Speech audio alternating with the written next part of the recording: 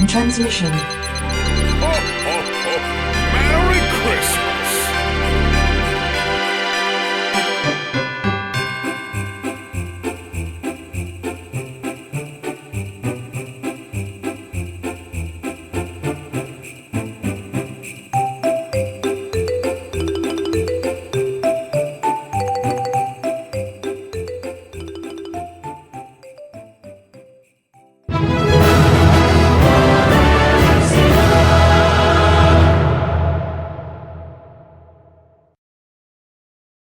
Welcome, Watchers of Illusion, to my Castle of Confusion.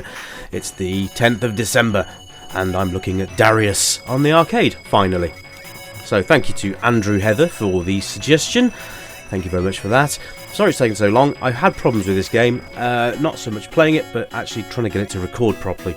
It was fine playing it and recording it at the same time, but as soon as I put it through the editor, it was just going stuttery and horrible, so fingers crossed this one will be fine.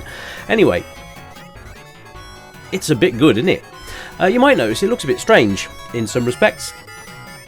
It looks like massive widescreen. Well, in a way it was, because in the arcades this game was released on 3 monitors. That's pretty hardcore for the time. I think it was, yeah, so graphically, let's look at that. Look at it. I don't really need to say much, do I? Because it's bloody gorgeous. It's absolutely fantastic. The detail on the backgrounds, the detail on the foreground, everything. The ship, the units, everything. It's just so good. There you go. It's Darius. And yeah, this was released on a multitude of home systems as well. ZX Spectrum, Amstrad, C64, just to name a few. There were sequels as well.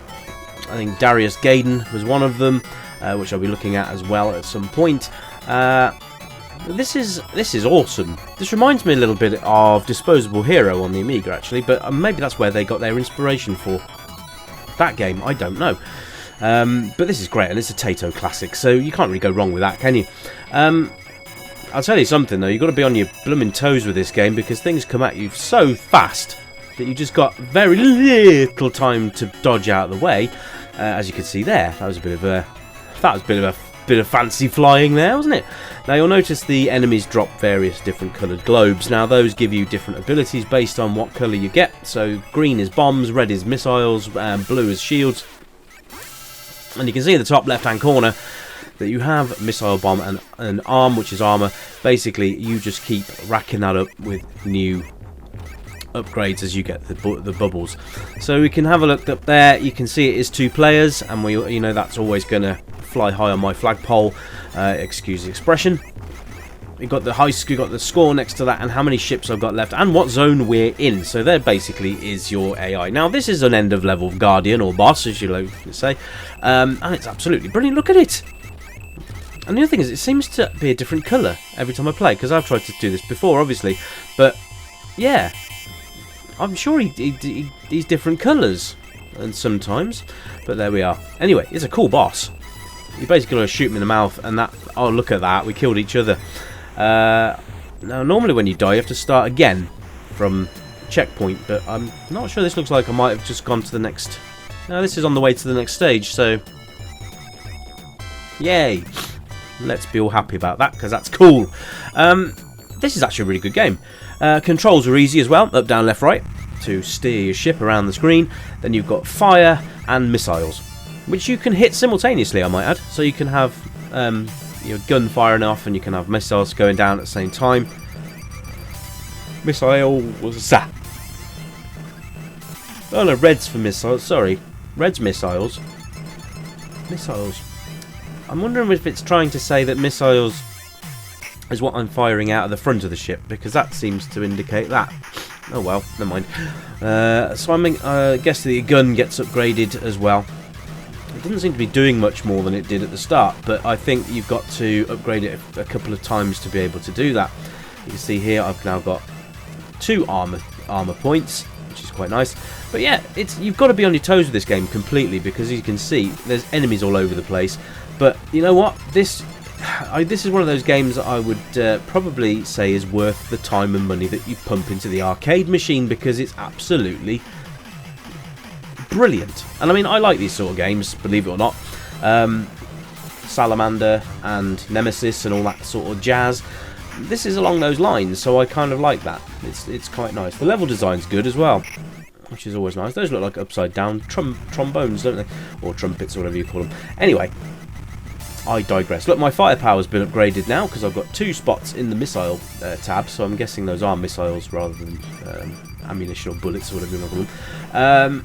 Playability-wise, this game's a stonker, absolutely. It'll keep you going for quite a long time, and I think that's one of the key points to a game, really, is longevity, because if you can't sit there for a while with a game, and I mean, obviously you're looking at arcades, so you're going to be standing up, but if you have got this at for the home consoles, then you're going to be in for a treat, I assume, because I've actually not played it on the home console versions or the Spectrum or Amstrad or anything like that, but it's on my to-do list, so please expect one of those at some point. I hope you're all gearing up for Christmas, by the way. It's very Christmassy around this neighbourhood at the moment.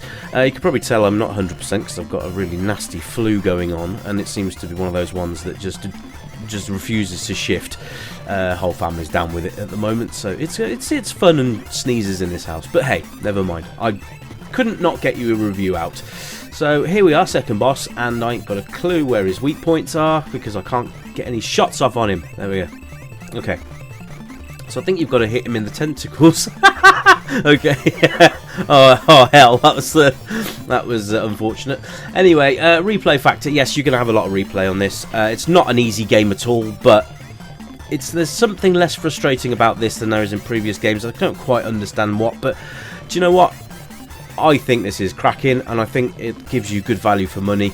You know, it depends on how much the arcade machine would be charging you to put it in, but you can still find Darius arcade machines dotted around, so it's worth having a look. But there you are.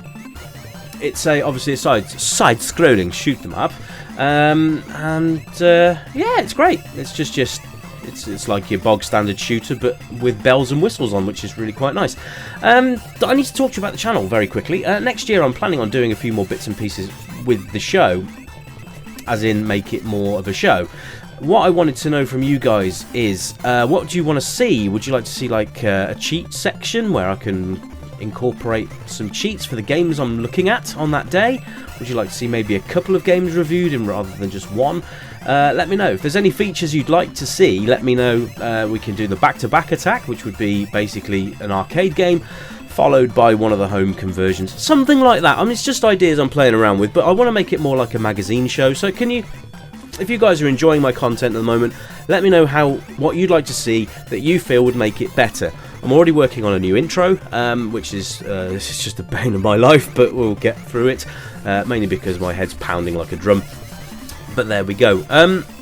So yeah, any suggestions, comments, make sure they are constructive, and let's get the channel moving next year and increase our episodes. Anyway guys, that's it from me. You keep it retro, and I'll catch you next time. Bye for now.